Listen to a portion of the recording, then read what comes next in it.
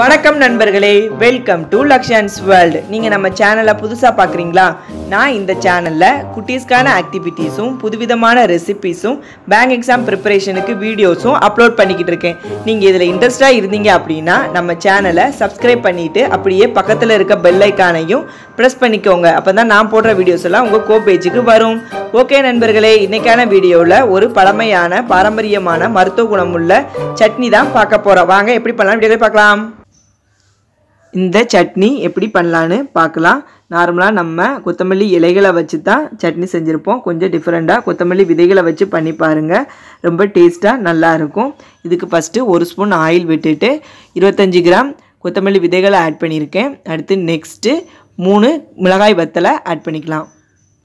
Next 5-6 பல் பூண்டு, ஒரு கைப்பிடி அளவு கருவேப்பிலை, சட்னிக்கு புளிப்புக்கு தேவையான புளி ஆட் பண்ணிக்கலாம்.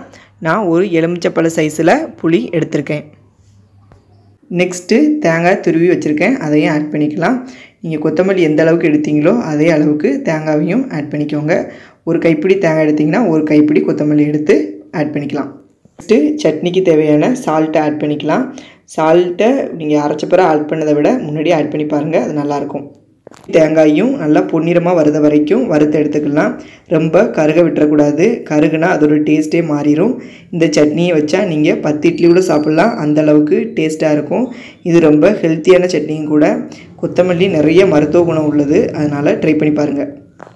ஆற வச்சுட்டு இதை ஒரு மிக்ஸி ஜாரில் போட்டு தேவையான அளவு வாட்டர் ஆட் பண்ணி அரைச்சி எடுத்துக்கலாம். ரொம்ப ஃபைன் பேஸ்ட்டாக அரைக்காமல் கொஞ்சம் குறைன்னு அரைச்சி எடுத்துக்கலாம். ரொம்ப ஃபைன் பேஸ்ட்டாக இல்லாமல் பாருங்கள், இந்த அளவுக்கு கொஞ்சம் குறைன்னு அரைச்சி எடுத்துருக்கேன். இந்த சட்னிக்கு ஒரு சிம்பிளான தாளிப்பு தாளிச்சிடலாம். 1 ஸ்பூன் நல்லெண்ணெய் ஊற்றி கொஞ்சம் கடுகு கொஞ்சம் கருவேப்பிலை தான் ஆட் பண்ணியிருக்கேன். நல்லெண்ணெய் யூஸ் பண்ணுங்கள், அப்போ தான் நல்லாயிருக்கும். தாளிக்காட்டாலும் பிரச்சனை இல்லை. நீங்கள் இதை துவையலை அரைச்சும் வெரைட்டி ரைஸுக்கு யூஸ் பண்ணிக்கலாம். நான் இட்லிக்கு ரெடி பண்ணதுனால சட்னியாக மேக் பண்ணேன். இந்த கொத்தமல்லியில் நிறைய மருத்துவ குணம் இருக்குதுன்னு சொல்லியிருந்தேன். அது என்னென்னா ஜீரண சக்தியை இம்ப்ரூவ் பண்ணும், பித்தத்தை தணிக்கும், அடுத்து அதோட நிறைய ஆன்டி ஆக்சிடென்ட் இருக்குது. கருவேப்பில் யூஸ் பண்ணியிருக்கனால நல்லா பசியை கொடுக்கும். அவுட்டிங் போகும்போது இதை துவையில் அரைச்சி எடுத்துகிட்டு போகலாம். அதான் நம்மளோட பாரம்பரியமான சுவையான மருத்துவ குணமுள்ள கொத்தமல்லி சட்னி தயார். நீங்களும் ட்ரை பண்ணிவிட்டு எனக்கு கமெண்ட் பாக்ஸில் மறக்காமல் சொல்லுங்கள். தேங்க்ஸ் ஃபார் வாட்சிங் மை சேனல். நெக்ஸ்ட் வீடியோவில் மீட் பண்ணலாம். நன்றி, வணக்கம். லைக் பண்ணுங்க, ஷேர் பண்ணுங்க, சப்ஸ்கிரைப் பண்ணுங்க, அப்படியே பக்கத்தில் இருக்க பெல் ஐக்கானையும் தட்டிடுங்க. பாய் பாய்.